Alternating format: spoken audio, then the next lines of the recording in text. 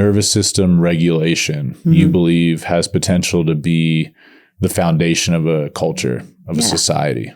Tell me more about that.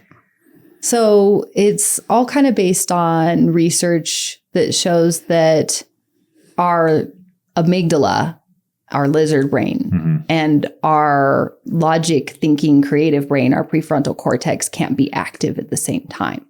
So you can't be in your lizard brain mode and be making calm, clear, good decisions. You can't be coming up with creative solutions. And so I believe that the only answer to the world's problems is getting people into their prefrontal cortex, into a creative space. But in order to do that, you have to create the feeling of safety so that the amygdala turns off. And I play with creating that feeling of safety all day long with veterans. And I've seen it work over and over in dysregulated nervous systems that have maybe never experienced the feeling of safety.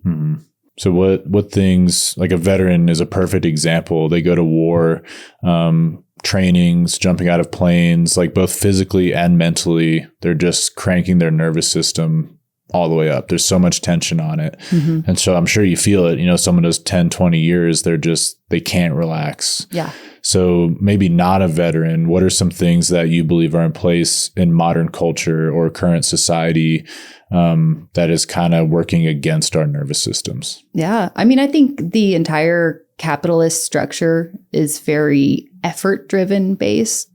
It demands a lot of over-functioning.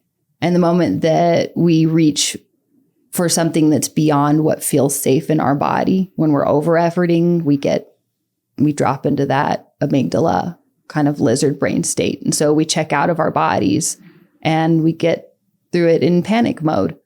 And I don't know of many people in our society that aren't pushing past what is a comfortable capacity in their body to just make ends meet, or to, even if they have a lot of money, maybe to maintain that success and well-being. Would you say they're doing it to feel like enough? Yeah, I would say that. Great segue into the title of your paper, which is The Age of Enough.